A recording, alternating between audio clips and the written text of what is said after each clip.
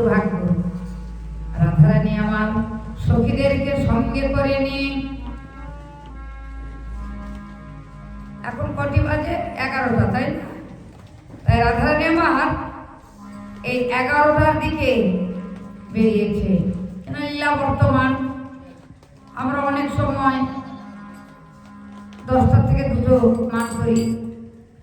তা রায় কিশোরী বিনোদিনী সখীদেরকে বললেন, সখী কে কে? না ললিতা, বিশাখা, ইন্দুরেখা, চম্পকলতা, তঙ্গবিদ্যা, রঙ্গদেবী, সুদেবী, সুচিত্রা। 8 জন সখী নিয়ে রাধারানী আমার বনে এসে বলছে, ললিতা, আমরা মনের মতো করে একটি কুঞ্জ রচনা করি। এই কুঞ্জে আমার বধূ আসবে, তাই বধূকে নিয়ে আমি বাসর বঞ্চিব। রাধারানীর অনেক স্বাদ। তাই রাধারানী আমার কি করলেন, সখীরে কুঞ্জ রচনা করেছে, কিন্তু কুঞ্জে তো গোবিন্দ এলো না গো। গোবিন্দ কোথায় গেছে? রাধারানীকে তো কথা দিয়েছে, রায় আমি তোমার কুঞ্জে আসবো। কথা দিয়ে গোবিন্দ আমার এলো না কেন? এদিকে রাধারানীর কাকাতো বোন, রাধারানী আমার কার কন্যা? না বৃষভানু রাজার কন্যা। আর সুবল হচ্ছে শুভানু রাজার ছেলে, আর চন্দ্রাবলী হচ্ছে চন্দ্রভানু রাজার কন্যা। কাকাতো যাত্রা তো বোন। তা চন্দ্রাবলীর দাসী ছিল পদ্মা। পদ্মা বলছে, চন্দ্রা তো কুঞ্জে থাকতে ভালো লাগছে না। বলে কেন? বলে আজ যদি আমি রাধারানীর কুঞ্জে যেতে পারতাম, তাহা কইলে আমি যুগল চরণ সেবা করতে পারতাম। চন্দ্রা বলছি, মা তুই কি বলছিস? আজ আমাদের যে অনাদিরাদি শ্রী গোবিন্দ আমার কুঞ্জের পেছন দিয়ে রাধারানীর কুঞ্জে যাবে।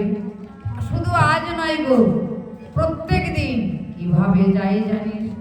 এই পথে নীতি করে গতি, এই পথে নীতি করে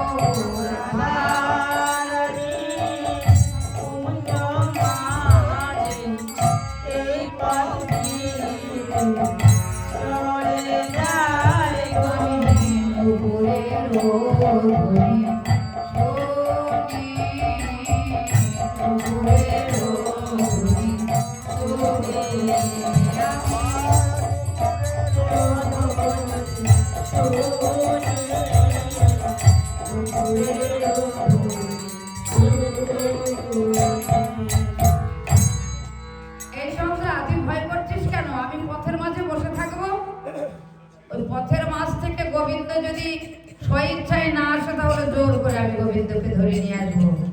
রাধে রাধে, আপনারাই বলুন। আচ্ছা, ভগবানকে কি জোর করে ধরে আনা যায় গো? কখনোই না। সে যদি নিজ গুণে কৃপা করে স্বইচ্ছায় ধরা না দেয়, তাহলে তাকে জোর করে ধরা যায় না গো। তাই পদ্মা কি করেছে? পথের মাঝে গিয়ে বসেছে। আর গোবিন্দ আমার ওই পথ দিয়ে রাধারানীর কুঞ্জ মাঝে যাচ্ছে, আর পদ্মা কি করেছে? দাঁড়িয়েছে। গোবিন্দের ওই চরণের নুপুর রুনুঝুনু রুনুঝুনু রুনুঝুনু রুনুঝুনু রুনুঝুনু রুনুঝুনু বলে বাজছে। তাই পদ্মা উঠে দাঁড়িয়েছে। তো যেমনি ওই পথ দিয়ে গোবিন্দ আমার যাচ্ছে, পথের মাঝে পদ্মা দাঁড়িয়েছিল, তো দুজনেতে একেবারে ধাক্কা লেগে গেছে। তো যেমনি ধাক্কা লেগে গেল